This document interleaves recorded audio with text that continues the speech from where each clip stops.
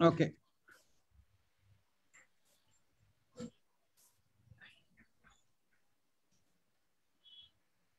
All right. So give me a cue whenever we're We are ready. live. Okay. Well, good evening, everyone. My name is Gilles Verniers. I'm co-director of the Trivedi Center for Political Data at Ashoka University and senior visiting fellow at CPR. I'm delighted to welcome you to this fourth edition of this year's CPR election Adda. After discussing the electoral landscape of West Bengal, Assam, Kerala, we finally turned to the great state of Tamil Nadu, a state which, like most states in the country, has changed quite a lot over the past few years. Two towering figures of regional politics, Karunanidhi, Jalalita, have passed. One party, the DMK, has managed its succession quite well with the rise of Stalin, avoiding the defections and divisions that often occur when such power transitions take place. The succession at the helm of the ADMK has been more, let's say, chaotic.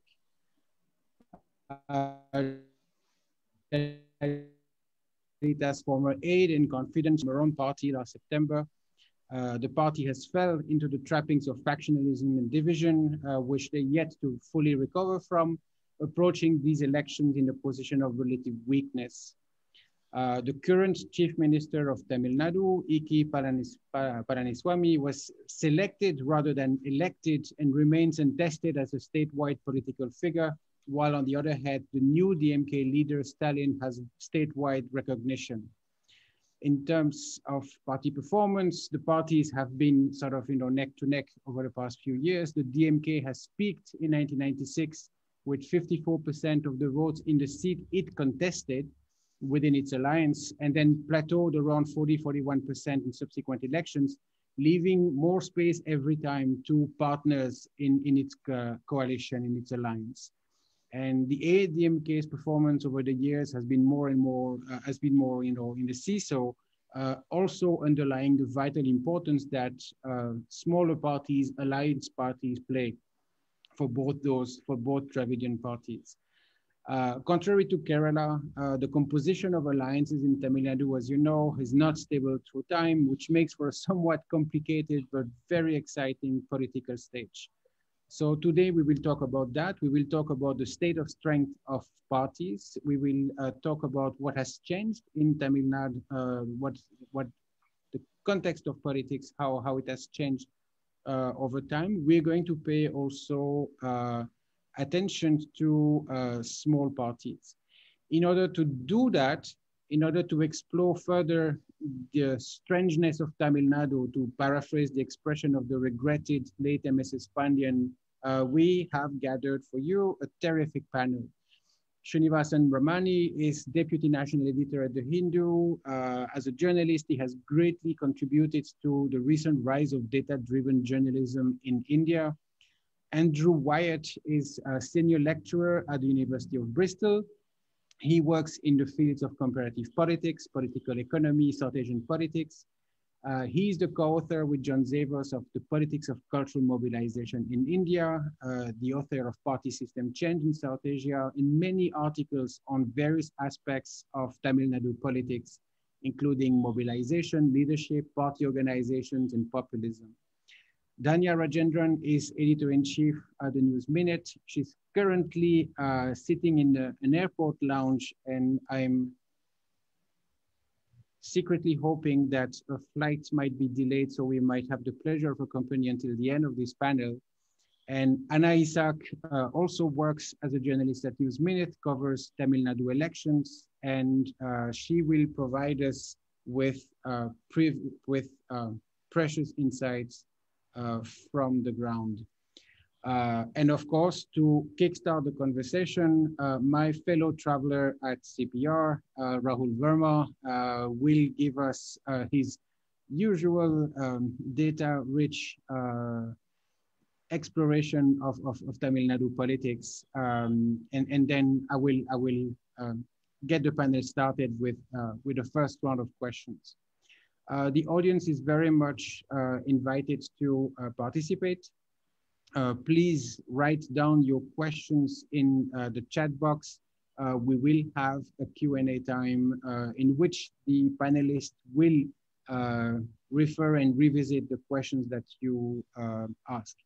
Thank you, everyone, for joining us this evening. And without much further ado, Rahul, you have the floor. Thank you, Gilles, and thank you, everyone, for joining today. Those of you who know Tamil Nadu politics very well, for you, this data analysis or the presentation of 7 to 10 minutes is going to be perhaps a bit boring, but for what we've been doing for last 4 election addas to provide a context to people who don't really follow politics that much. And the idea is both a selfish interest where I get to learn a little bit more about the state while making these slides, and also for audience who doesn't have that much interest in the state politics, get to know a brief historical background to understand the current election and the forces that are shaping the current election. So with very basic description, this is a map of Tamil Nadu, and this is from the Election Commission's note, divided by assembly segment. On the other side is a map of Tamil Nadu with regions. And this regional classification is important both to understand the demographic profile of different regions of the state, as well as strength of parties that vary across regions. So the upper districts, what some people will call as upper North Tamil Nadu, these districts or these assembly constituencies border with Andhra Pradesh. These are districts of Chennai, Tiruvallur, Kanchipuram, Vellore, and Krishnagiri.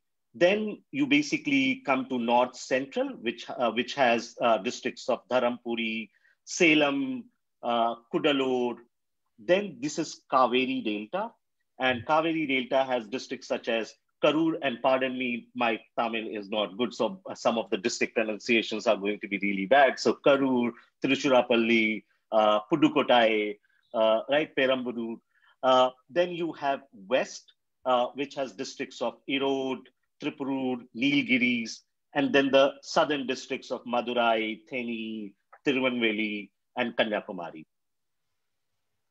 And the reason, as I said, these sort of sub-regional classifications are important because the demographic profile differs. So if you look at this column, the scheduled caste population is basically very high or much higher in Kaveri Delta and North Central compared to what you see in Upper North or South. Southern districts also have a lower Hindu population, even Upper North. So in Upper North, some of the districts has significant Muslim population, and in Southern districts, there is a significant Christian population. So these demographic profiles in that sense play a role into the electoral contest. As Gilles alluded to, alliances keep changing. So in Tamil Nadu, you have 2 main pillars, AIDMK and DMK. But within those 2 pillars, parties have been basically joining and leaving them, or AIDMK or DMK chose to side with some parties and not with other parties. So in 2021, there are other smaller parties which are contesting 1 or 2 assembly constituencies, but major partners in the AIDMK alliance are AIDMK, which is contesting around 179 seats, PMK around 30 seats, BJP around 20 seats, and this is Tamil Manila Congress, which is contesting 6 seats.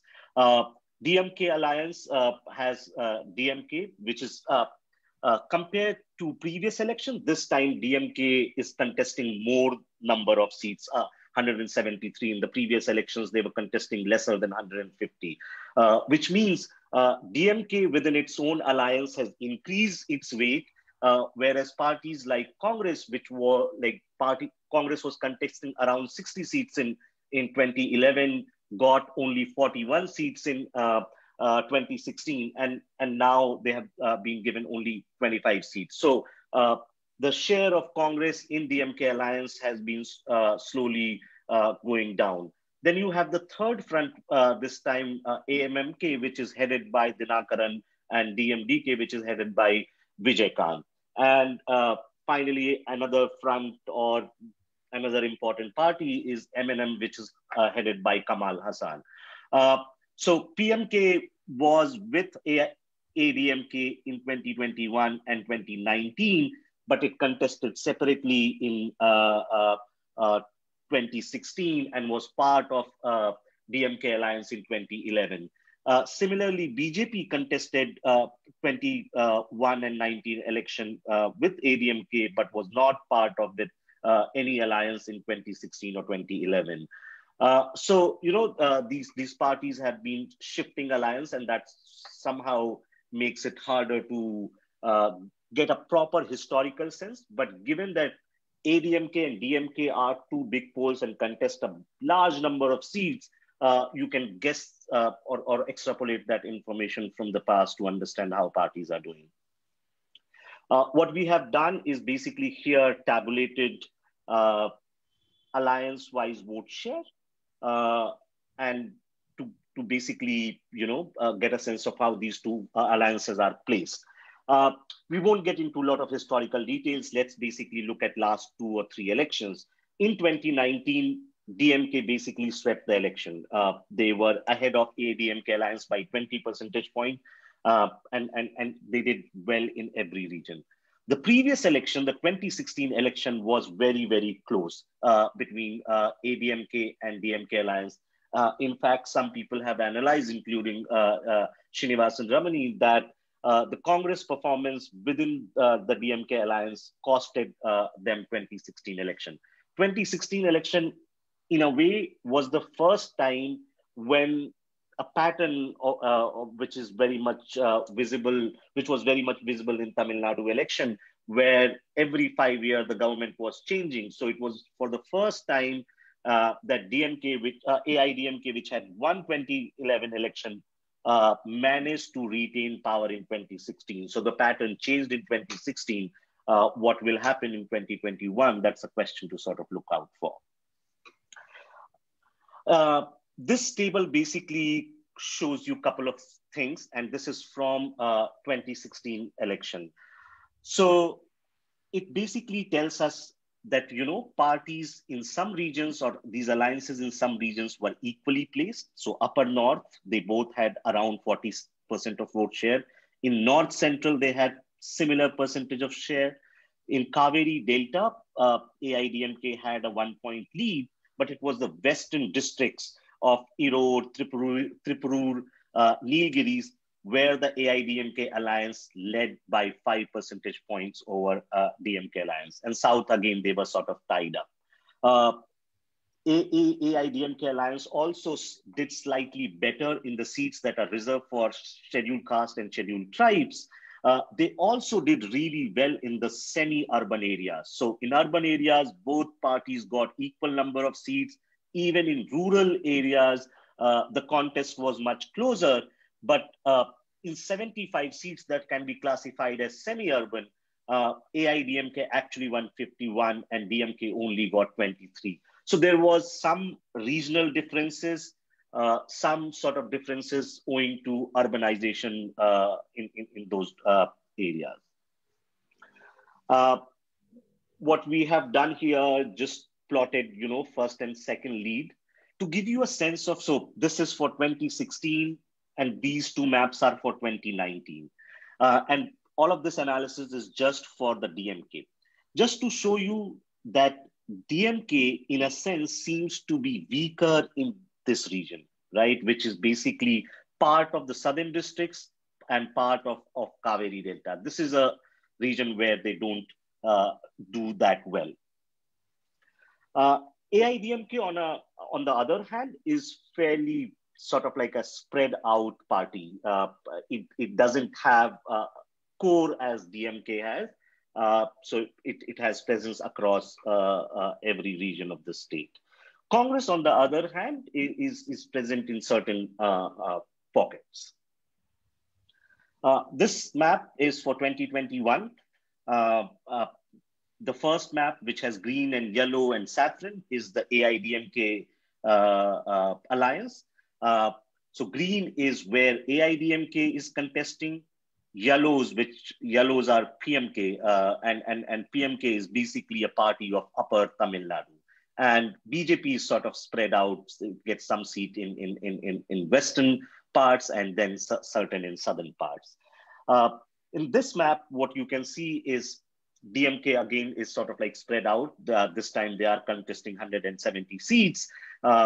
Congress is in blue, has got some seats spread out across the state.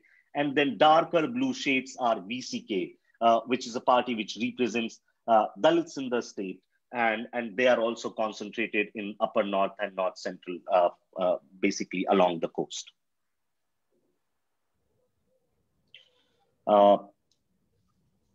Any analysis of elections in India always have some degree of,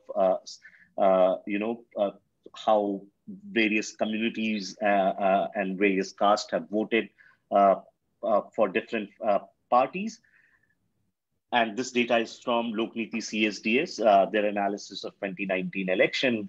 What we actually see is that DMK alliance, because it has a big lead over the AIDMK alliance in 2019, it led the DMK plus Congress alliance led AIDMK BJP alliance in almost every section, right? In some sections, the gap was much larger, like among Dalits or among Gondwars. In certain other communities, the gap was much closer, but there was a secular increase in DMK Congress vote across communities. Now, there are two big questions that we are, of course, our panelists are going to talk about in this election. One, and there are, of course, other questions, but I'm going to basically talk about two. Again, this data is from Lokniti CSCS 2019 election studies. So Dinakaran has parted ways with AIDMK, formed AMMK. They contested in 2019 election, didn't win any seat, but got around 6% of votes. This time, they are contesting with DMDK, which is a party headed by Vijay Khan, and these two parties are in alliance. In 2019, voters were asked, which group do you think is the real AIDMK? Of course, things have changed between 2019 and 2021. Sasikala has decided to stay away from politics. But if you look at this data from 2019, it seems that Dinakaran's parting of ways actually did hurt AIDMK. Almost 1/5 of people who voted for AIDMK in 2014 opted for AMMK. There is a clear sort of demarcation that around 1/5 of voters think that Dinakaran's group is the real AIADMK. So I'm like, one big question to think about in this discussion is how much effect Dinakaran is going to have in this election. The second important thing, and it becomes much more important in absence of Jayalalitha, and we have been sort of discussing effect of women vote in various states, in Tamil Nadu, in West Bengal, and in Kerala. In fact, in 2016, and I wrote this article, so I remember like the headline of the article was "Women Bought Jaya her return ticket."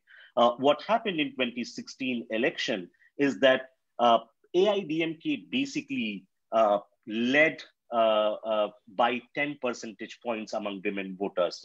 Only 36% of men voted for the party, but 46% of women voted for AIDMK. And this sort of difference was visible across castes. So it was not only one segment of women voted for Jayalalitha and AIDMK. Across caste and classes, there was a big difference in how women perceived the party.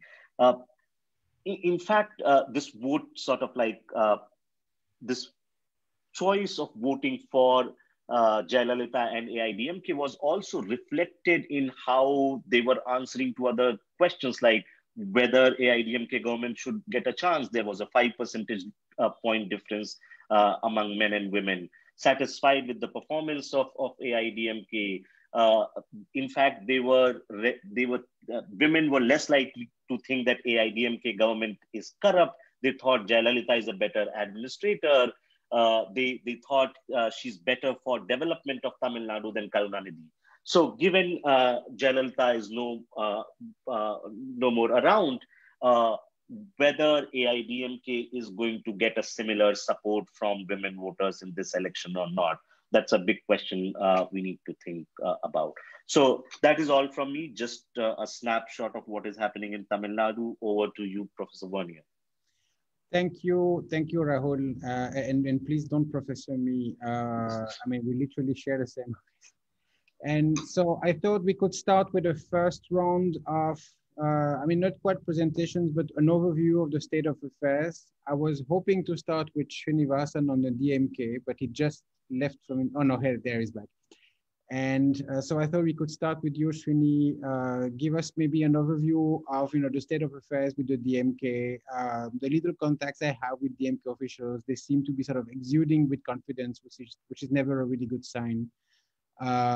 So what have they been doing since, ever since, the transition of power took place? And then we can shift to Andrew, who can help us obtain some clarity about what's going on in the AIDMK.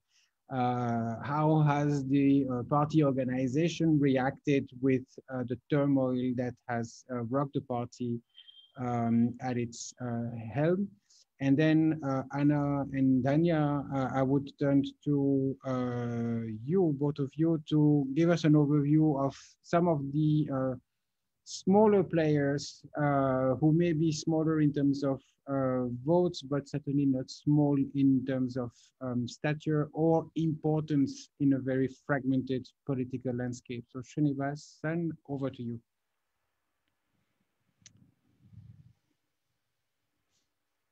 And please unmute yourself. I'm sorry. Yeah. Can you hear me now? I'm yes. audible? Yeah. Okay. Yes. Yeah. Thank you, Gilles. Thank you, Rahul. As you rightly pointed out, Gilles, the deaths of Jayalalitha and Karunanidhi have been setbacks to both the parties, but they have been affected in differing degrees. So the ADMK had a split with the seceding of the Sasikala family led unit into the AMMK. And it has also taken a while for the Edapadi OPS led party, despite being in power, to establish that they are the genuine legatees of the Jayalalitha led party. So initially they had to iron out internal disputes, and much organizational work had to be done in order to gain support from the core ADMK voters or adherers. And Edapadi had to really pull up his socks and show that his administrative skills were up to the mark, and in order to be in a position to contend after losing badly in the 2019 Lok Sabha elections. On the other hand, the DMK, yes, it lost its well-respected patriarch, the colossus of a leader, Indian political leader who dominated Tamil Nadu politics from the late 1950s. But at the same time, it has also retained its ideological edge. It has positioned itself as an ideological opponent of the BJP government at the center. It has articulated clear differences on several federal and socio-economic issues, emerging as one of the major opposition parties, not just in Tamil Nadu, but in the rest of the country itself. If you remember some of the decisions that the BJP government took, especially after coming to power in 2019, such as the decision to bifurcate the state of Jammu and Kashmir and convert J&K into a union territory. One of the parties that was strongly opposed to it was the DMK. Even decisions such as reserving 10% for economically weaker sections that included upper caste. One of the strongest opposition to that decision came from the DMK. Even the left was not opposed to the decision. So the DMK has been consistently showing itself to be a primary opposition force to the center, and therefore it has sought to retain the legacy of Tamil Nadu as being a state which which has people who have sought federal autonomy, I won't say federal autonomy, rather a greater federal powers relative to the center. Now, ideological issues apart, the expectation that the ADMK government will fall because of its internal contradictions did not really come to fruit. But not being in power has also helped MK Stalin, the DMK leader, in a way, because of the anticipation of about the disarray in the ADMK, and that actually helped it win the Lok Sabha elections handily. Also, you have to take into account what happened in 2016. As Rahul pointed out, 2016 elections were quite close, both in terms of seats and vote shares. Merely a percentage point separated the two fronts, the DMK and the ADMK fronts, leading to seat differences of around 36 seats. But even these minute differences in vote and seat shares did not really capture the closeness. If you notice, and again, Rahul pointed this out, the DMK actually performed better in the 176 seats it contested with a vote share of 41.05%, compared to the ADMK's 40.8% in the 234 seats it contested. So in terms of seats that it contested, DMK actually did better. But the DMK front was dragged down by the underperformance of the Congress, where the Congress could only manage around 36.5% vote share, around, 5 percentage points lesser than what the DMK managed. And that is one reason why in this time in 2021, the Congress has been limited only to 25 seats by the dominant partner, the DMK.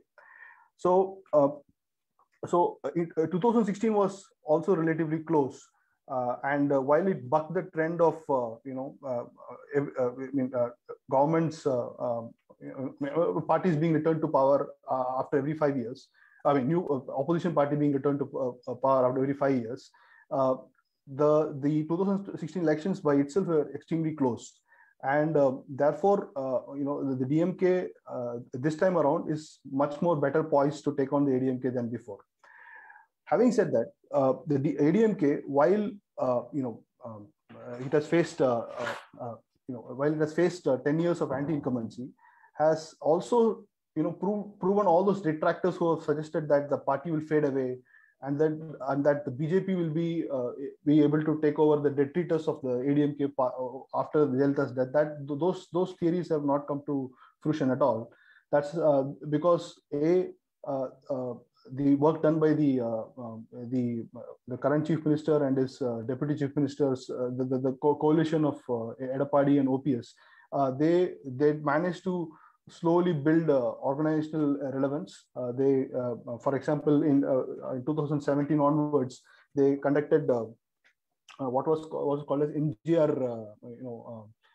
centenary celebrations, district by district, empowering and Edappadi especially tried to position himself as the true legatee of Jayalalitha, and this actually helped it overcome the losses because of the formation of the AMMK.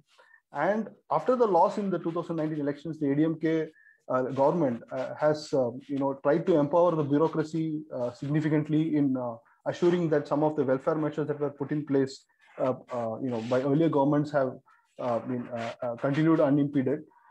The government's performance with respect to the COVID-19 pandemic also suggests that the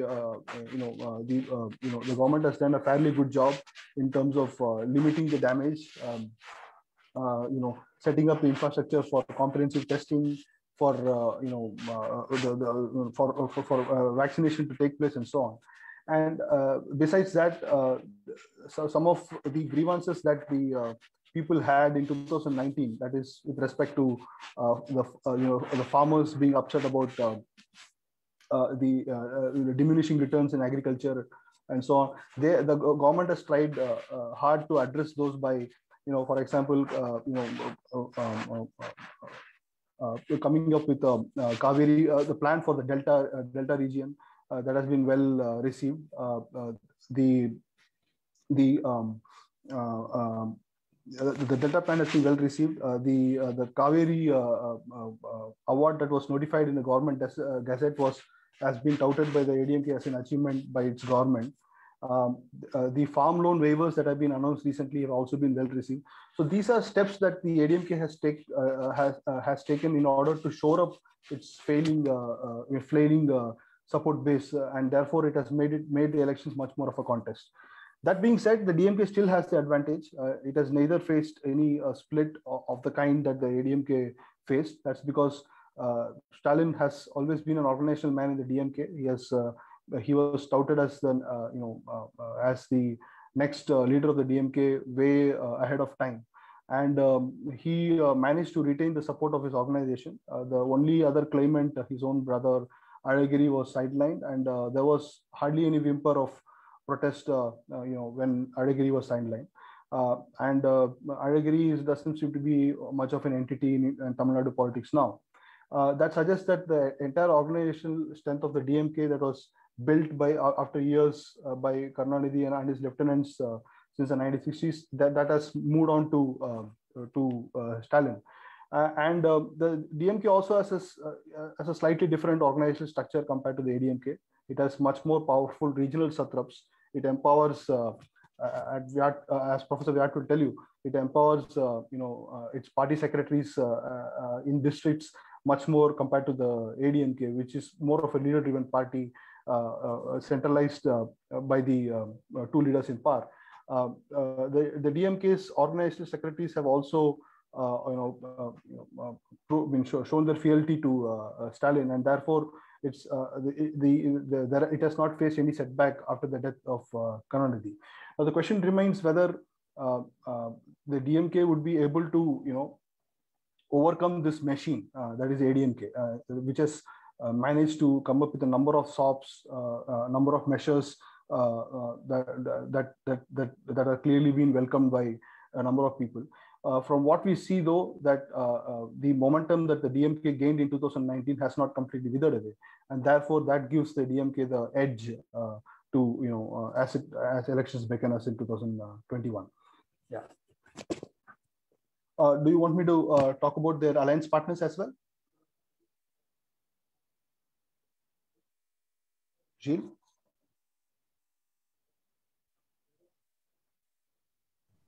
We will come back to that in perhaps the second round. Andrew, over to you.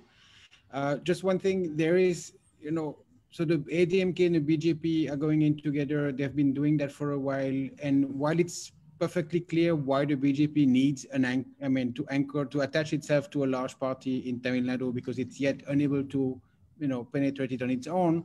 It's not very clear what the ADMK stands to gain from, an alliance with, the big party from the north. So I thought maybe you could, in your remarks, say something about that, but not to preclude, anything else. The floor is yours. Thank you.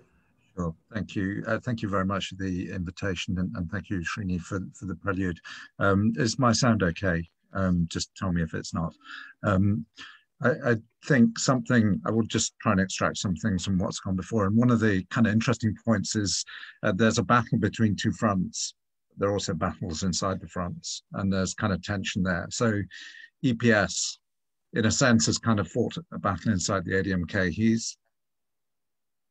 protests that he has a good relationship with Delhi, but that's not entirely true. And he's kind of battling for autonomy. So in that sense, it's sort of interesting to see how that's playing into the alliance process. And now the test is on, will they win?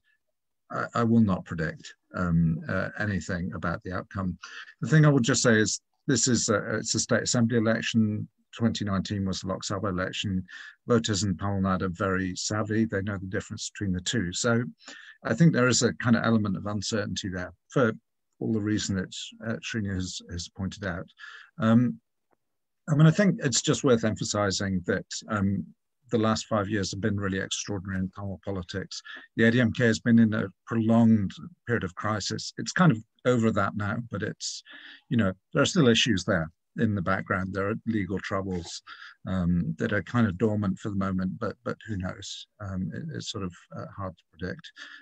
Sasikala's resignation, retirement from politics, is it permanent? Is it not? Could the crisis and disagreements come back again? Maybe the kind of one question for voters in Tamil Nadu is how independent is the AIDMK in relation to national politics. Jayalalitha was very robust in the defense of state interests. the question of NET is still there in the background, and what can the ADMK do on that? It's not at all clear. One thing I would just, I think, make two comments. One is to say that we should note that none of the main parties are thinking about coalitions after the election. They've taken 177, 180 seats for themselves. They clearly are hoping for a kind of knockout victory, and the smaller parties, they will get some things, but not a place in government is the plan. I'll just say a little bit about the AIADMK manifesto. I think it's really interesting. I think in the 20 years I've been following Tamil politics, it's interesting how the manifesto has become more important. A lot is promised. In many ways, regimes have done fairly well to date. I just wonder if this manifesto is a little too ambitious, that even for a very, very good state administration, can they deliver on some of these things like home delivery of PDS goods and so on? So maybe the promises are a little bit too tall this time around. So I think there might be some interest there. In terms of a kind of longer term political science perspective on this, I would just emphasize that it seems to me that populist politics in Tamil Nadu is still alive and well. And this has a very long trajectory going back to the late 1960s. And given that there's a lot of interest in populist politics at the moment, it's associated with right-wing populism. I think Tamil Nadu is very, very interesting because this is a populism that produces a kind of centrist, mildly progressive form of politics. It is oriented to an extent on what the ordinary people want. And my sense is that, that style of politics is still in play. And it's different from the national trend. So, it'll be interesting to see what the outcome of the election is. But my sense is that Tamil populism will continue to kind of gradually evolve in the way that it has done for a while. But let's see what happens. And that's all I wish to say for the moment. I'm really keen to hear what the other panel members want to say. I will come back to you on the BJP aspect of the question. What is it that the ADMK actually has to gain from sort of providing an entry door to the BJP when the BJP doesn't seem to be able to find it itself? But let's leave it at that for a moment. Dhanya, are you able to actually join to participate, or are your surroundings making it difficult? How would you like to? Can you hear what I'm saying? Yes. Okay, this is my volume. All right, so maybe we can start with you with an overview of some of the smaller players. Okay, so some of the smaller players in Tamil Nadu would actually include the Congress and the BJP too. And we know that the Congress is in the DMK alliance and the BJP is in the AIDMK alliance. There are, of course, many other parties in both these alliances. This time, the DMK has not given too many seats to its ally partners, including the Congress, because I think the DMK wants to also prove this election that the mandate is for MK Stalin and that DMK can win the elections as a party. It does not always have a large alliance with a lot of caste factors and other factors in it, that they can win it as a party itself without a grand alliance. It's one thought in the DMK. Now, this is an election which has more than two fronts. There is a third front by the AMMK, which is the TTV Dinakaran's party. He has got the AIMIM and the STPI and a couple of others with him. There is a fourth front by Kamal Hassan, the actor, who has got another actor, Sharat Kumar, with him, and a couple of parties. We're seeing four fronts. And there's, of course, the NPK, the Seaman's party, which is contesting all the seats. Now, why do these three fronts become relevant? In a couple of seats, maybe they can win. For example, Coimbatore South, where Kamal Hassan is contesting from, there is a small chance that he may win if his campaign does strike a chord with people. Like that, the same applies to AMMK, or AIMM is looking at Paniyam Body constituency in Tamil Nadu to win. So they could altogether, I think, maybe win around 5 to 6 seats, or maybe a little bit more if the DMDK also does well, which is, of course, a part of the MMK alliance. Now, what matters is that, as Srini was saying, in 2016 elections, the vote margin in many of the constituencies is quite less. Now, if there's an anti-incumbency factor, now I've been watching all the polls which are put out by various channels. Many of them say that the anti-incumbency factor is not really high. In fact, in one of the polls yesterday, they said around, I think 35 to 30% people were not unhappy, were fine with the government, and another 30% were not unhappy with the government, which is very surprising. This is the government is in power for 10 years. Now, if you look at only APS, definitely not so, but AIDMK has been in power for 10 years. And if whatever the anti-incumbency vote is, if it gets divided between the DMK and the three other fronts, NTK is a smaller player, of course, then that could matter in the seats where there is going to be a tight competition. The DMK definitely looks poised to win as of now. But the DMK and the IPAC, which is the political strategic team behind the DMK, they believe that they'll pull off a victory bigger than 1996. I don't know if those numbers will really play out, because that's where all these other fronts will matter, because they will definitely split the vote. Now, will the DMK see a consolidation of the Muslim vote, the secular vote? And that's the same thing in Kerala. In many constituencies, if you travel in Kerala, you will see that there could be a consolidation of votes just to defeat the BJP candidate. So will we see that in at least a few constituencies in Tamil Nadu, that the Muslims will decide en bloc in the constituency to vote for the DMK, or the secular voters will only vote for the DMK? That could also happen. So the smaller players are definitely important, especially in the way they're going to split the votes. And let's not remember that two of the very important decisions taken by the AIDMK government and the center, of course, is that one is they have allowed 10% quota the back class, and the second is the leader of the Devendra Kulvella caste. Now, the AIDMK believes that it will work in their favor in at least 12 districts, but it could also work against them, because the other most backward castes are not exactly happy with the Verniers getting 10% of 20% that they have in total. This is something which T.T. Dinakaran has been highlighting in his campaign. He has been saying that the AIDMK has basically done a treacherous betrayal. That's a favorite word of Tamil politicians. They have betrayed the interests of the other castes. Now, all of them, now, it's a very precarious situation. The AIDMK does not want to take credit for the 1 year quota, because then they may make other people angry. So they are subtly talking about it. The VCK, of course, is talking a lot about it in their constituencies. And then there is the AMMK, which is telling the Gounders, Teos, and others that, look, only the Verniers are getting benefits from the AIDMK, and these are backstabbers. So a lot of politics playing out here, but I just want to say that I don't think that we should see voting as a homogeneous pattern anymore. Even amongst the Verniers, among the Devendra Kulvella, there are many fragmented sections, and they could vote very differently. For example, not all Verniers vote for the PMK. Not all Verniers are going to vote for the AIDMK because they gave a quota. So, I mean, we as journalists, as experts and everyone, I think also we can't look at this population as homogeneous. It's going to do the same thing.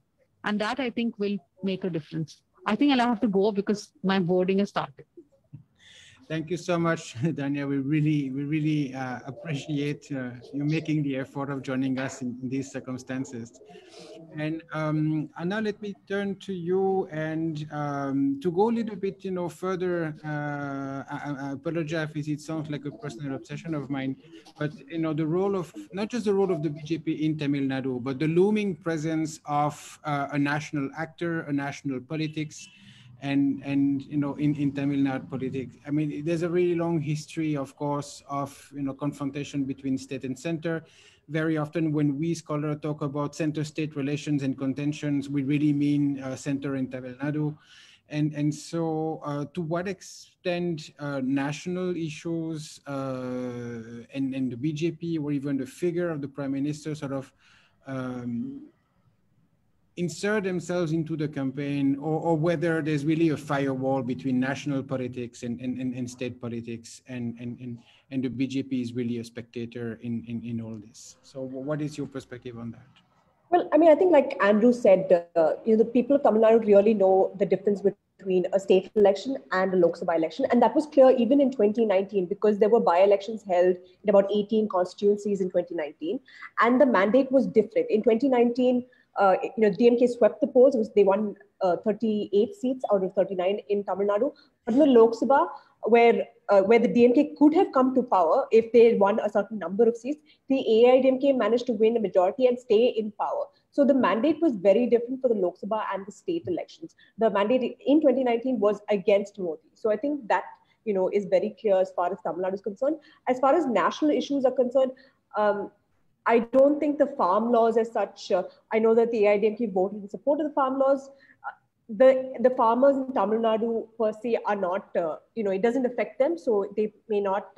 It may not matter here so much in Tamil Nadu politics or in the election, so to speak. But issues like price rise, the fuel rise, that's what people in Tamil Nadu are talking about, the cost of fuel.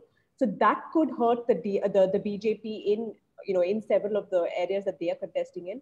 It could be a mandate against the BJP, especially on issues like on the fuel prices in thing. As far as center-state relations are concerned, of course, the DMK has always maintained that they are for federalism. They've spoken about a number of parties, not just the DMK, I think the MNM as well has said that they want to bring back the education into the state list from the concurrent list. Kamal Hassan has also made the same demand. NEET, remember, is a big issue here in Tamil Nadu, and almost all manifestos, barring perhaps the BJP's, touches upon the NEET issue. So that remains a concern here in Tamil Nadu. So as far as, and there is of course a perception that the BJP in Tamil, if the BJP is not necessarily a friendly party towards Tamil Nadu.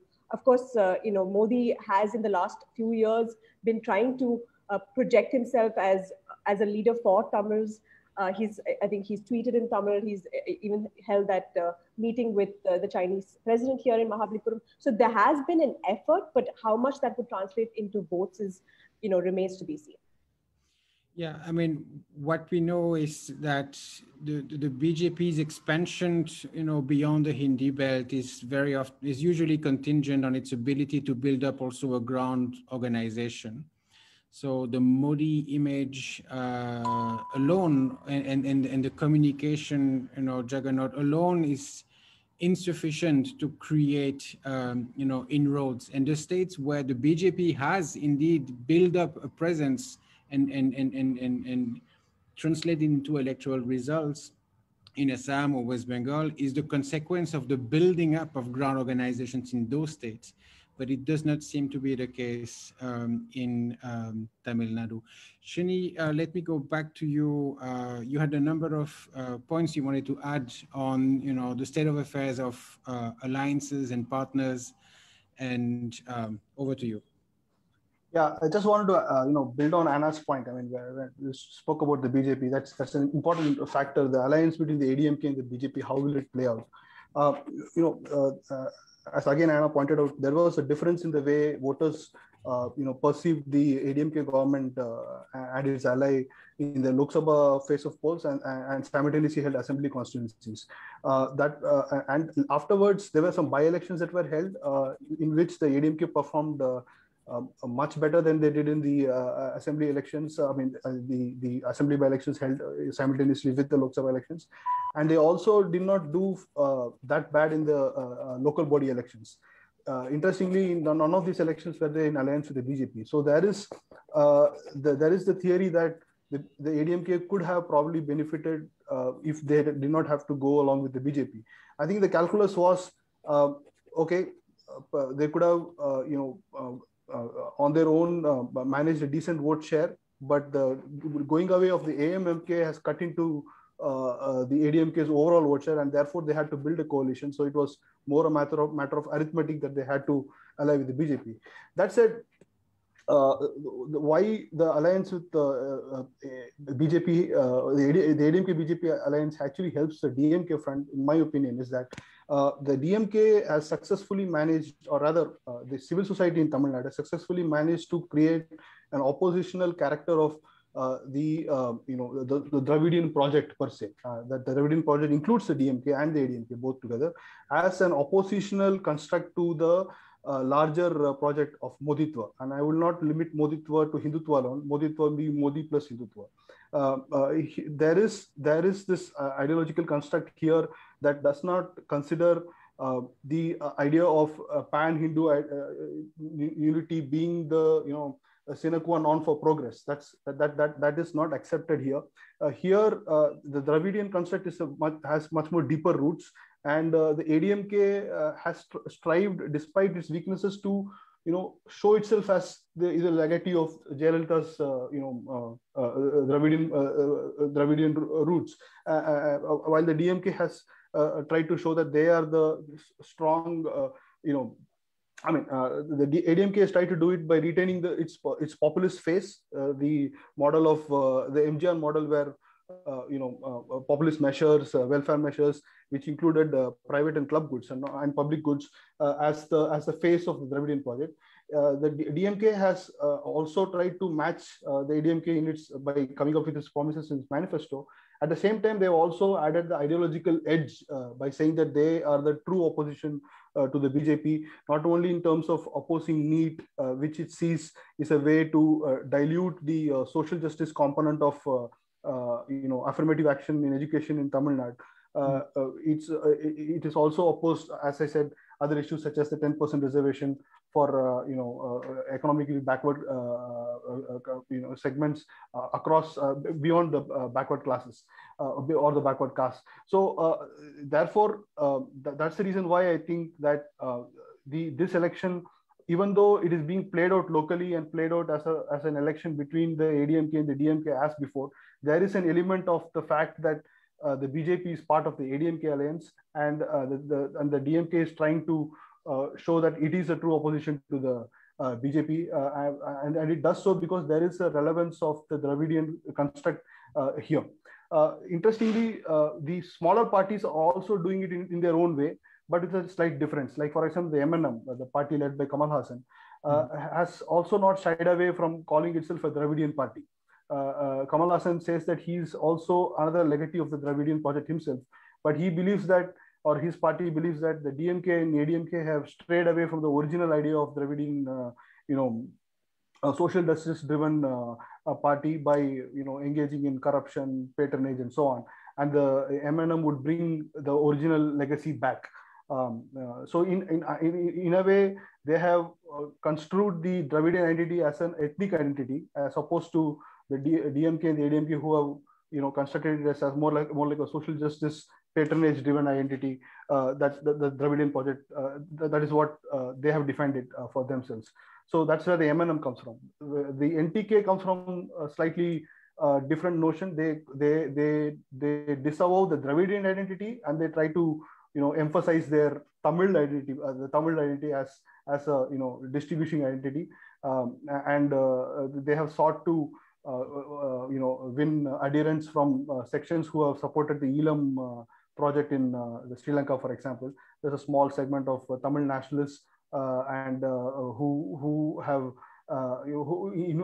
criticized the DMK and ADMK for not vociferously promoting the Elam cause. That's where the NTK comes from. So it is this ideological milieu in which the BJP has tried to make a mark. And things are not as difficult as it was in, let's say, in the early 2000s. The ground is not completely barren for the BJP. There are takers for the BJP's, pan-Hindu identity project here than before, but it has not yet reached critical mass, as you pointed out. And the Dravidian project has still remained some kind of an oppositional force to Moditwa, which is something of a anomaly compared to the rest of the country. Thank you, Srini.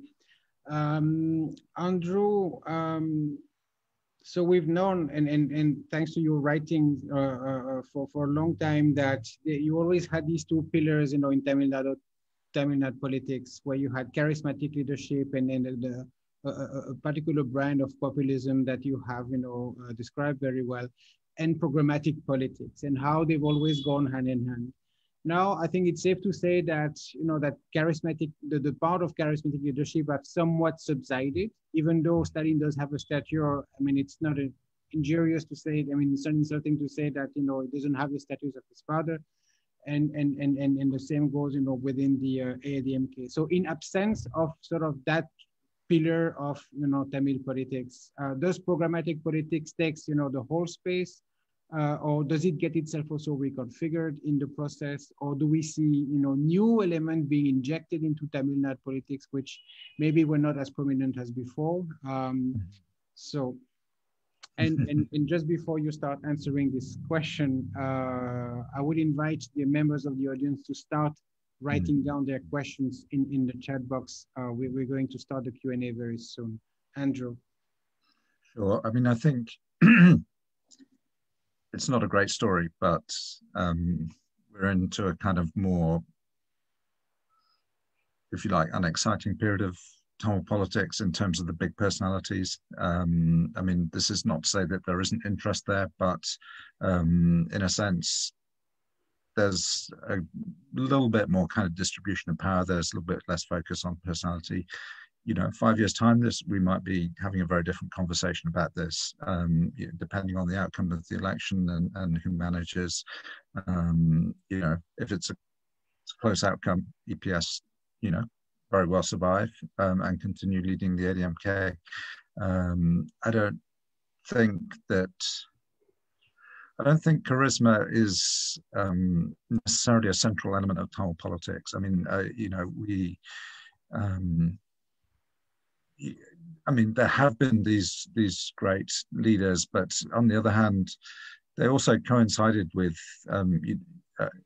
Arun Swami writes really nicely about this, about the kind of the sandwich tactics that the DMK in its populism in the early 1970s appeals to a certain kind of lower middle class segment, and the MGR can come in and he can steal the Congress strategy and appeal to kind of lower status voters.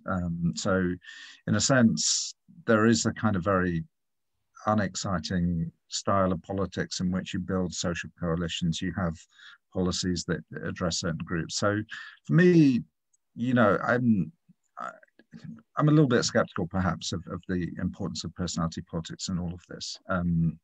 You have to work with what you have. That said, leaders are clearly very important. All of the small parties that have come up have leaders that have one way or another of claiming to be very distinctive and special individuals. So yeah, I mean, leadership is important, but if it's not there, and legends are not born overnight either. So, I think we're for a period of adjustment. It's going to be really interesting to see what the outcome of the election is. But Stalin has walked a hard path for a long time, and in his father's shadow, his father has got the credit for winning elections, and Stalin had to take the fall for 2001 election, for example, that didn't go the DMK's way. So we'll see. It'll be really interesting to watch what happens. And Anna, and actually it's a question also addressed to all. So Rahul initially pointed, the importance of, the women vote in giving a competitive edge to the ADMK, and raised the question whether, that edge would actually maintain itself. Something that was really noticeable in the 2019 election is that the ADMK actually had a fairly good record at providing tickets to women candidates. But in 2019, they almost all but one disappeared. And we don't have a lot of clarity yet, or maybe you do and we're just late catching up with the data, on the state of nomination of women by both coalition. But it is clear that there was a model of relative inclusion of women also within the party that contributed also perhaps to its appeal with women voters, and not quite simply the fact that Jalalita being a woman, women voters would be drawn to the ADMK, right? So are there insights that you can share with us on this question? And after this promise, I will open the floor to the audience's question. Thank you. Yeah, so I mean, I think in 2021, women's reservation across the parties, barring the NTK, which has given 50% reservation, 50% of its candidates are actually women, is a joke across parties. The DMK has fielded initially fielded 12 candidates. Then one of the women candidates turned out to be a Verniers. So and she was fielded in a reserved constituency, so she was removed. So DMK now has 11 women. They fielded 11. The AIDMK, I think, has fielded 15 people, 15 women. And the Congress, I think, is one. BJP is also, I think, a couple, or at least one. I don't remember the specifics of that. But yeah, so across the board, it is a joke.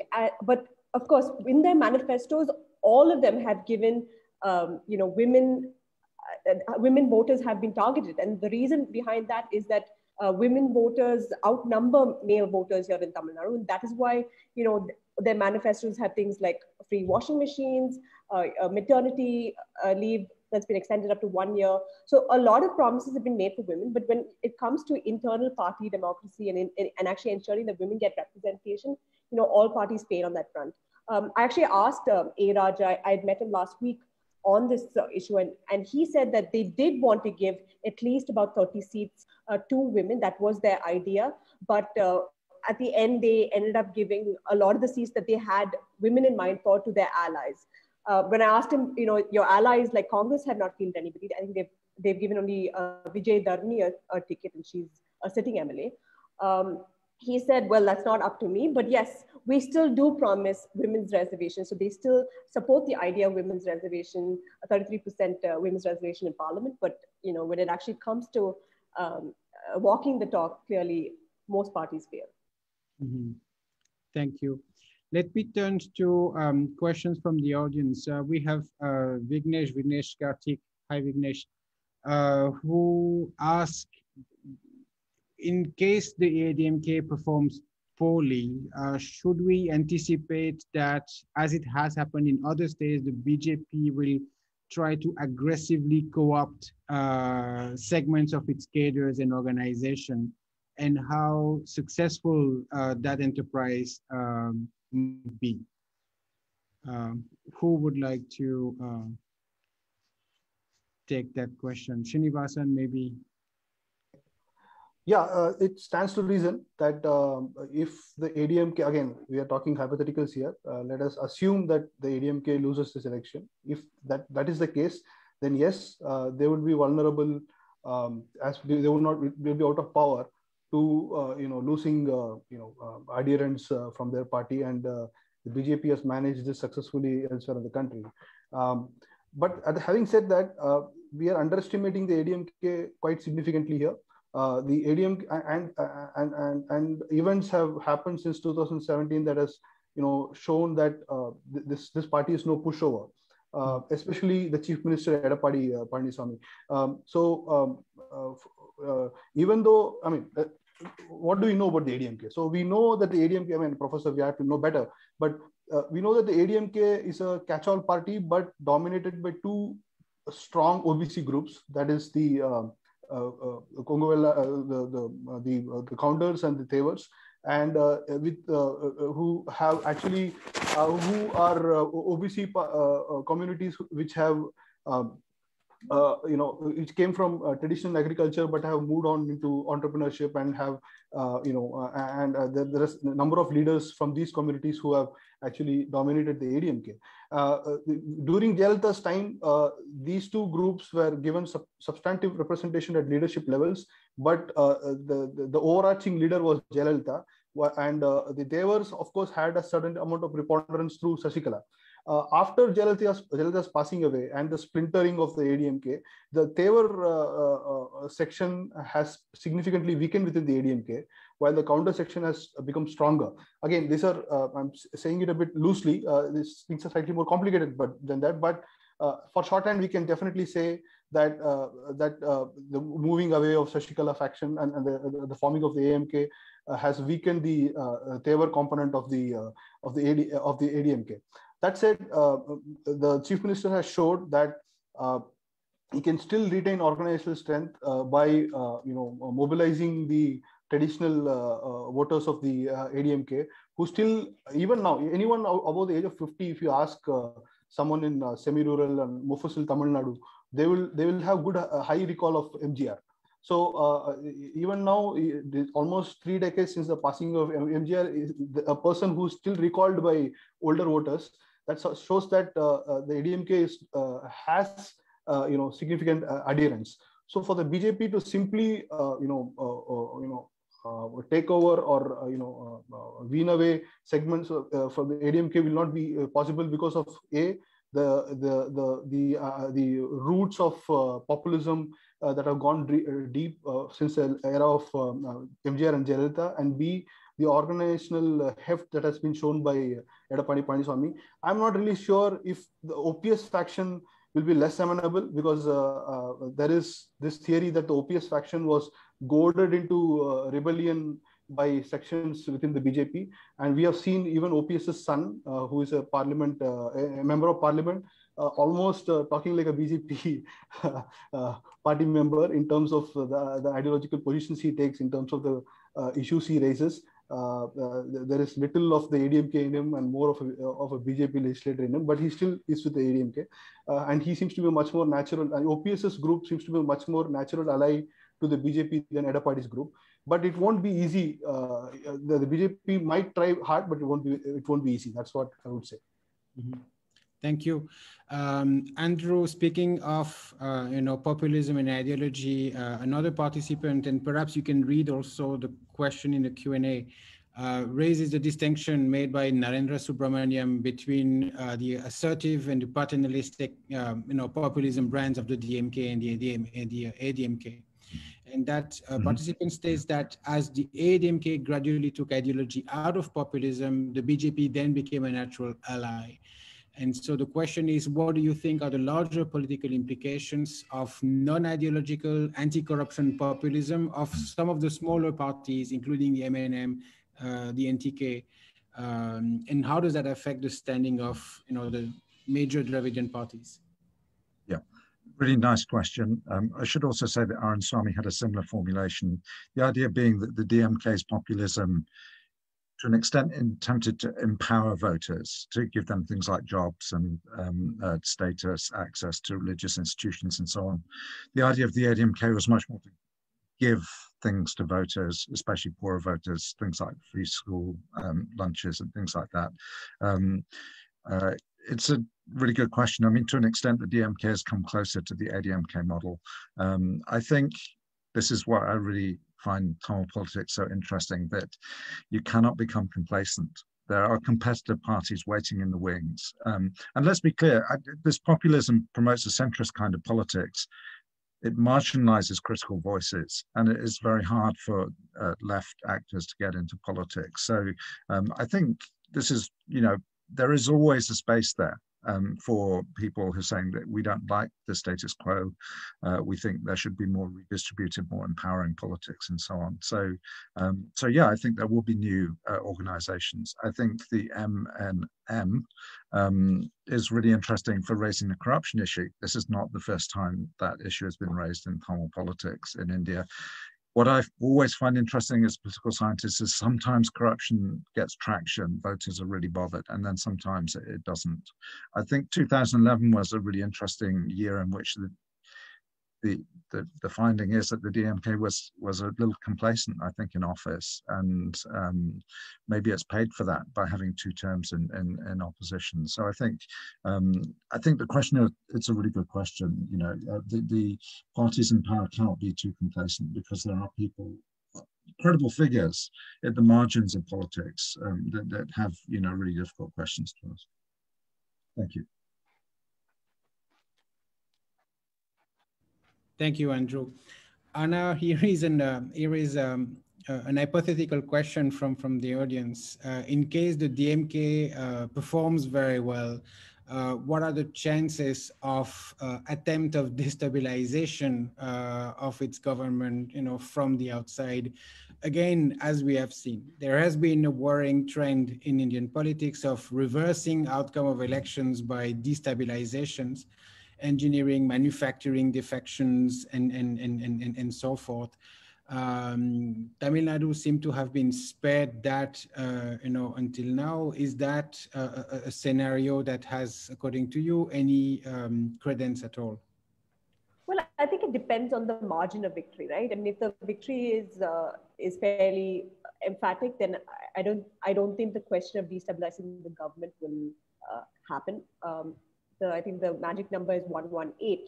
So DMK, of course, is hoping that they get about 200. I think yesterday's pre-poll had suggested about 150 to 170, which is still a reasonable number if DMK manages to get that much, right?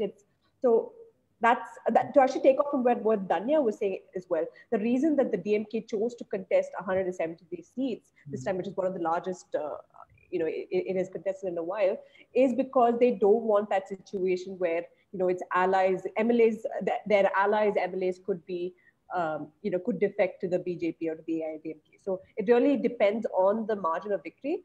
And I think that is why the DMK has also strategically chosen to contest as many seats as it can. So it has, it can sort of herd its MLAs if there is a situation where, the BJP could potentially play havoc in Tamil Nadu. Rahul, let me bring you back into the conversation. I'm sorry, I've sort of marginalized you a little bit. No, I'm happy to be on the margins. And any one of you can answer this question, which is what is happening in Tamil Nadu over the past 10 to 15 years, that each of these regions, like smaller parties, have become basically smaller and smaller. So DMDK, which used to get 8 or 9% in 2011, is now a party which doesn't even get 3 or 4%. Similarly, VCK has been marginalized, PMK has lost 16. So why are, or MDMK, why are all these parties, election after election getting sidelined? Can I take this? Yes, go ahead. Yeah, so very difficult to answer this question over, while taking all parties into consideration. I think we have to be a bit specific about each party. We know that the DMDK and MDMK, for example, were rather, just 1% parties who did not really, okay, let me put it this way. In the mid 2000s, there was a significant section, and that section is still there today, that are, tired of the DMK and ADMK. A substantive chunk of the, voter base wanted an alternative to these two Dravidian parties, and that's a portion of that section always used to welcome these third parties, and the DMDK, for example, won close to 8% and later 10% of the vote share in the mid 2000s. But the nature of the polity here, the very fact that both parties practice this humongous form of populism, which allows them to retain significant sections of the vote share, has resulted in the smaller parties having to ally with either of these parties just to be relevant. So it's like a chicken and egg question. If I have to be relevant, I need to win some seats. If I have to win some seats, then merely winning 8 or 9% of the vote share won't be enough. Therefore, I have to ally with this party. So that's a structural reason which have not necessarily managed to, become relevant. Secondly, functionally speaking, these parties have also not shown that they are true alternatives. Like DMDK, led by Vijay, the only distinguishing factor for the DMK was the image of Vijay. There was no particular policy agenda or any principle that that distinguished the DMDK from that of the ADMK or the DMK. On the other hand, the MNM, Kamal Hassan's party, is quite interesting. They have raised certain issues which have been neglected within the milieu of Dravidian politics. The question of environmentalism and discontents with the Sterlite plant issue, which saw a lot of people oppose the so-called polluting plant that was hurting the people living in Tuticorin. That is an issue that was spearheaded by the MNM in a big way. These are not generally issues that are taken by the Dravidian parties. Issues such as environmentalism, ecology, whistleblowing, corruption, and so on.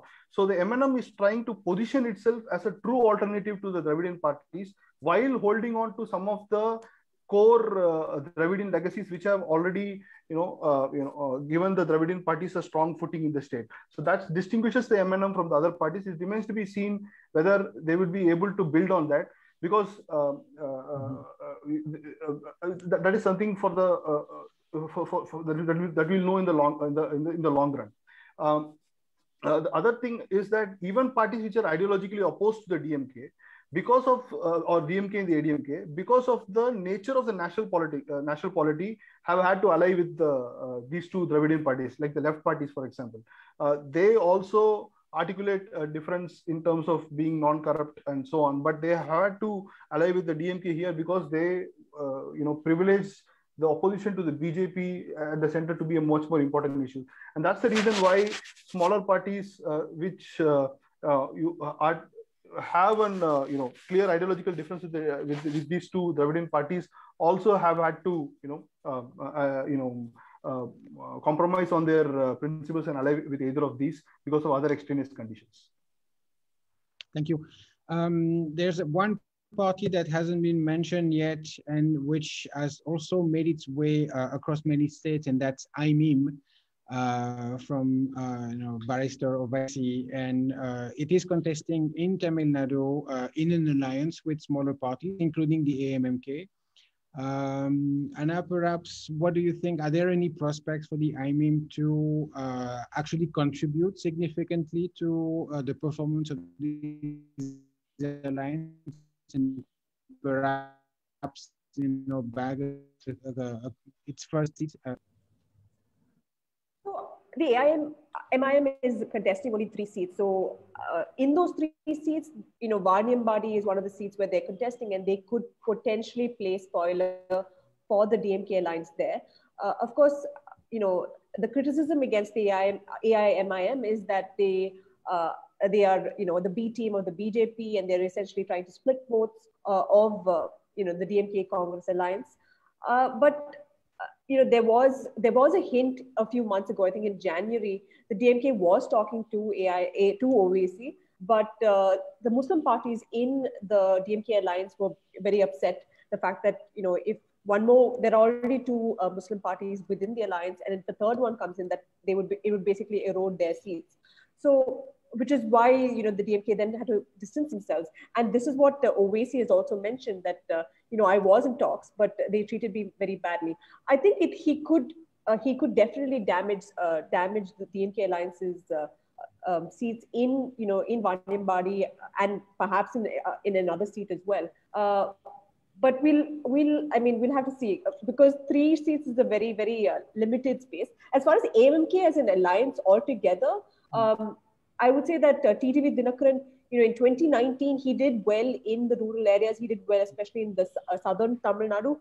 But the AMMK of 2019 and the AMMK of 2021 is very different, I would say, and that is the reason that TTV has chosen to leave his seat of RK Nagar to contest in Kovilpatti in the south, because he's been largely missing following the 2019 election, and that is why a number of his leaders also chose to leave. Thangapadin has gone to the DMK. So I would say that the AMMK of 2019 to 21 is completely different. So I'm not sure if they would be able to garner as much vote share as they did in the 2019 elections. But perhaps with DMDK, I think the DMDK is as a party as well has sort of lost its relevance, since 2014, and that's been very clear in the outcome of the elections. So even 60 seats that the DMDK has been given, I would say is far too much for that party, which is why the AIDMK chose to sort of break ties with the DMDK. But yes, I would say that all these 3 funds, MNM, AMMK, and the NTK, their role in this election would essentially be to play spoiler in areas where they are dominated. Mm-hmm. Yeah, absolutely. And may I add that so far there's not a shred of evidence that the IMIM is actually working or acting at the behest of the BJP. I think that's an idea that's widely circulated, but I'm yet to see hard evidence on that. Srinivasan, there is a question on the youth vote. Those who were not born, or those who were born actually, in the 90s, who have not been socialized by the heydays of, the Dravidian parties. To what extent those categories are, even still, relevant to them? Do you see them, voting differently than their parents? And is there, I mean, do they constitute a distinctive set of voters today, both in terms of electoral choice, but also in terms of participation and mobilization? Right. So if you take the ordinary Dravidian voter, may it be someone who votes for the ADMK or the DMK, either they would have benefited from one of the many populist measures, or they would have benefited from affirmative action, the schemes that have allowed for circulation of elite from the lower backward class sections and so on. And that's the reason why they would support the DMK and the ADMK over time. But as you would know, there are not that so many jobs available in the public sector anymore, and affirmative action in education institutions is not now such a great measure, because generations and generations of students have benefited out of it. So the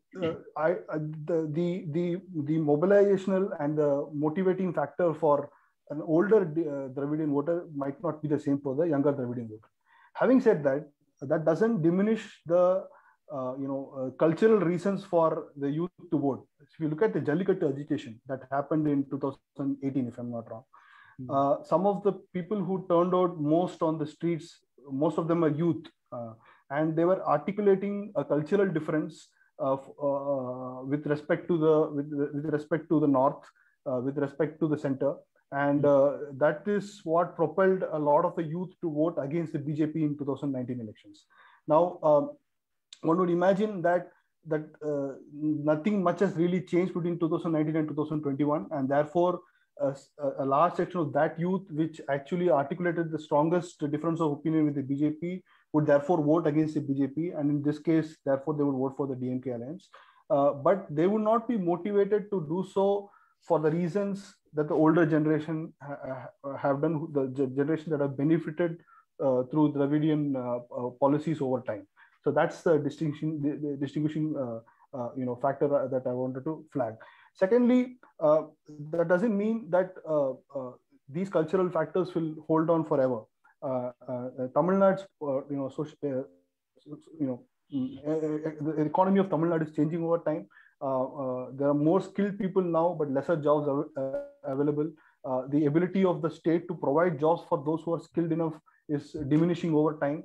So this might result in more discontent, and whether the Dravidian parties will be able to address these questions within the federal framework that we have is something for us to see, and this could determine how youth might vote later on. But as of now, based on what we saw in 2018 and 2019, I still believe, my personal opinion is that a significant section of the youth would still want to prefer the Dravidian party that is most strongly positions against the center.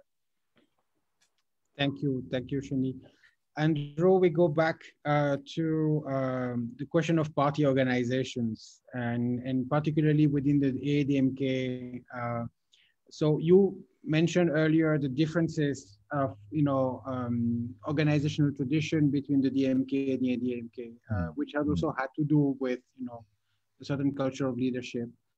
So have you seen changes in the way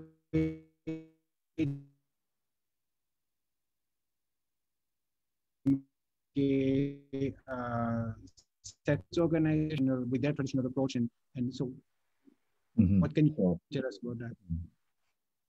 So I published a paper in I think 2014 with Manikandan from Pondicherry University, and we charted out the DMK elite, and we said that the district secretary is a really important element in all of that.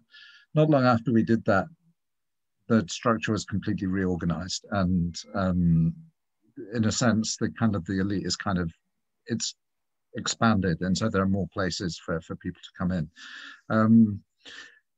I mean, I think broadly speaking, the strong district secretary is an asset, but also a potential liability for the DMK.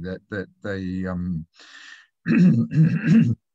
strong organization always helps at election time, but you have to be careful that you, I think, are a kind of accessible and generous secretary. And in 2012, there are kind of questions about that. I used to think that the ADMK organization was kind of weaker because the district secretary would not stay for very long at all. But then I realized actually was also a strength of the party that there would be circulation in the elite, that it gave hope to the kind of the sort of middle-level cadres that maybe at one point in time, maybe there would be a post for them, that they wouldn't be blocked by a district secretary in place for 30 years in post. But yeah, no, I think it's a really interesting question. I can't give a very precise answer on this. Will it be an election determining factor? I'm not sure. But the fact that the DMK has survived for 10 years outside of government is interesting. And I think its organization has a lot to do with that. I think the ADMK was very lucky to be in office when it had its crisis. And maybe that's what enabled it to survive. So it's a really good question. Thank you, Dipesh, for asking. Yeah. Yeah, thank you, Andrew. That was a very good point. We have one last question, which is the question that usually and rightly pointed by the person who asked that question. We do not want to venture a response, whether we can venture a prognostic. My standard answer to that question is we are, political scientists, we are journalists. We are neither economists nor astrologers, so we're not, the right person to ask, those questions. But is there anyone in the panel? And again, there's no compulsion to actually do so, but we would risk of venture a prognostic for what seems to be actually a very open and exciting election. Yeah, I would believe that the DMK-led coalition has a clear edge. The ADMK, as I said, the ADMK is no pushover. They have managed to retain a semblance of, cohesion after the crisis that led to several problems for the party. And the chief minister, and as Rahul would tell you, the popularity of the chief minister is a key variable in determining whether the government can come back to power. And I suspect that the chief minister has shown that his administration can deliver. And in terms of COVID relief and other measures, the ADMK has shown that it has not deterred, and that is why it is still competitive. But being competitive is not enough. Objective factors over the last decade, and even more so since 2016, have pointed to a resurgence of the DMK. Under Stalin's leadership, and as Andrew pointed out, they have not withered away despite not being in power for so long. And objective factors have benefited, have helped the DMK, and therefore I think they retain the edge over the ADMK, and I personally believe that they will form the next government. So, Gilles, can I use a cricketing analogy to answer this question? I know you have to, so go ahead. Sorry. So we always sort of so I think what Srini was trying to tell us is DMK is a stronger team at the moment, but the match has still not begun. And the game, the result is finally not only going to decide it by the strength of the teams, but how the pitch turns out that day, right? How much basically wind and ball is going to swing, and also luck factor, right? Sometimes you can just get caught on the boundary. So DMK seems strong, but we still have 2 weeks to go, and few mistakes can basically sort of create this election much more competitive than everyone is thinking. Thank you, Rahul. My last question, and I propose that we close on this to you, Anna and Andrew, if you wish to have a closing statement as being the elder figure among student of Tamil politics. Do campaigns matter? I mean, you've all done a great job at looking at, basically talking about the undercurrent and the trends. But as Rahul says, there's always room for contingency. There's always room for the unexpected.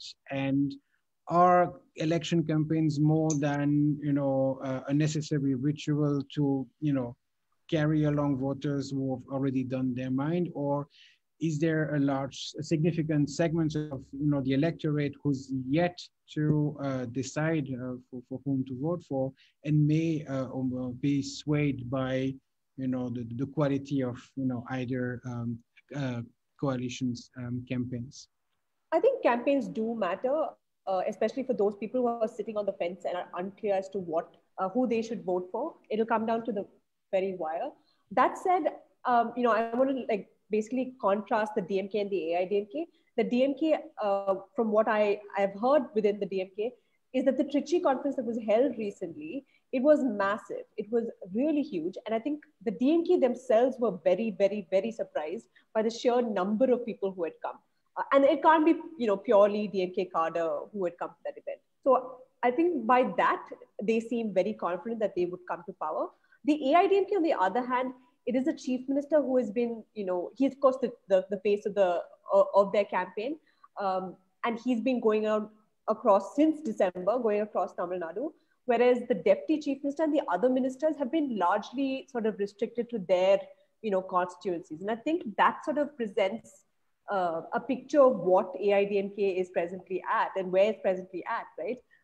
Because in the previous elections, of course, Jayalalitha would shoulder the campaign, but some of her ministers would also be were in charge of certain districts, and they would go to those districts irrespective of where they were contesting from. But this time around, that is, most of these ministers have been confined to purely their own constituency. So I think that sort of paints a picture as to where the AIDMK is and where the DMK is.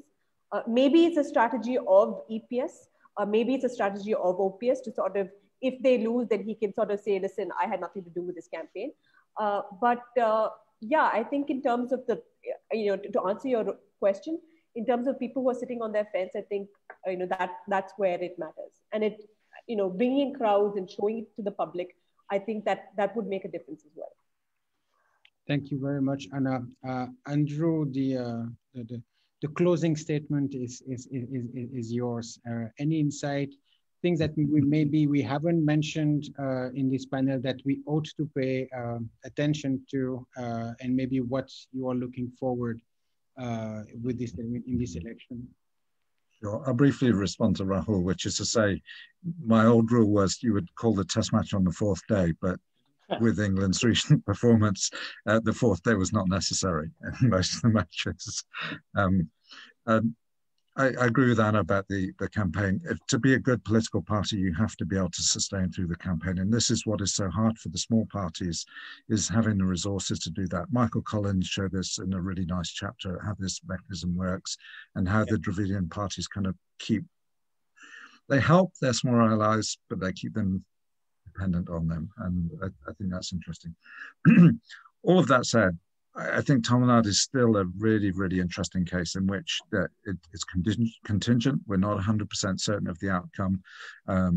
Curiously, for me, I would have expected the BJP to make more depth. It's tried very hard, but it still seems that you have to do politics the Tamil way. You have to understand the idiom. You have to run campaigns correctly. You can't just spend money. You have to do it with skill. And so far, the parties in Tamil Nadu still have that edge. So I think, it's going to be really interesting to see what happens. That said, once you get in government, it's going to be hard because the centre will not be that sympathetic for you.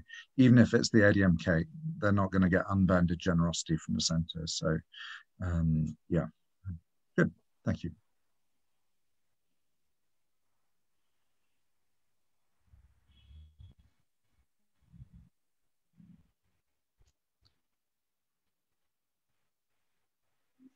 All right. Thank you, Andrew, and audience for attending this election Adda on Tamil Nadu. You made all the demonstration that I mean,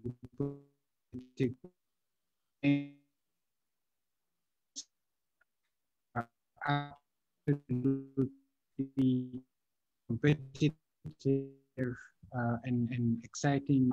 Rahul and myself are concerned, we give you a rendezvous on April 15th for the next Adda, which we for the Epiphany after May 2nd, where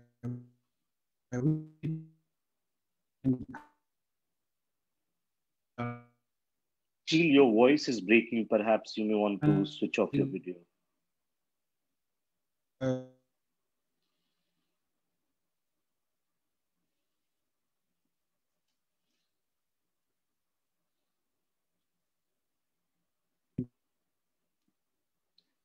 Gilles, your voice is breaking, so you may want to switch off your video and then say closing sentences. Anyways, I'll just take over from Gilles.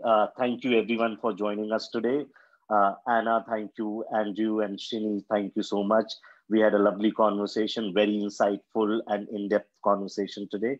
We are going to hold our next election Adda on 15th, which would be basically, most of the states would have voted by then. Bengal would have voted in 4 phases. So we'll take a mid-poll assessment for Bengal and what might have happened in other states. And finally, on May 3rd, as usual, we will have our CPR TCPD dialogue on Indian elections, which does sort of like analysis of these elections. So thank you, everyone, for joining us today.